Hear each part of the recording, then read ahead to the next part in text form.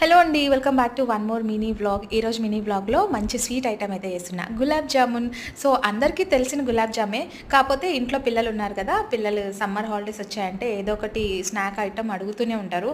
ఇంట్లో చేసేది కాక మళ్ళీ బయట నుంచి కూడా తీసుకొని రావాల్సిందే. ఎన్ని తెచ్చినా కూడా ఈ సమ్మర్ హాలిడేస్లో పిల్లలు ఇంటి దగ్గర ఉన్నారంటే స్నాక్స్ ఏదో ఒకటి అడుగుతూనే ఉంటారు.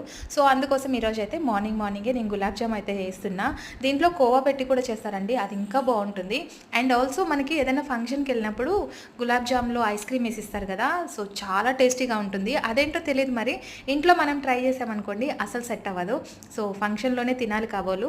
అండ్ నెక్స్ట్ ఇక్కడ గులాబ్ జామున్ బాగా ఫ్రై అయిపోయిన తర్వాత నేను ఇక్కడ సిరప్ అయితే రెడీ చేసేసుకున్నా. ఫైనల్లీ గులాబ్ జామ్లో సిరప్ వేసేస్తే అంతే, చాలా యమ్మీగా ఉంటుంది. హాఫ్ అన్ అవర్కి చాలా సాఫ్ట్ అయిపోతుంది, వేడివేడి సిరప్ వేసాం కాబట్టి. సో టేస్టీ గులాబ్ జామ్ ఎలా ఉంది అనేది కామెంట్ సెక్షన్లో షేర్ చేయండి. అండ్ మీకు కనుక ఈ చిన్న బ్లాగ్ నచ్చినట్లయితే ప్లీజ్ సబ్స్క్రైబ్ చేయడం అసలు మర్చిపోద్దు.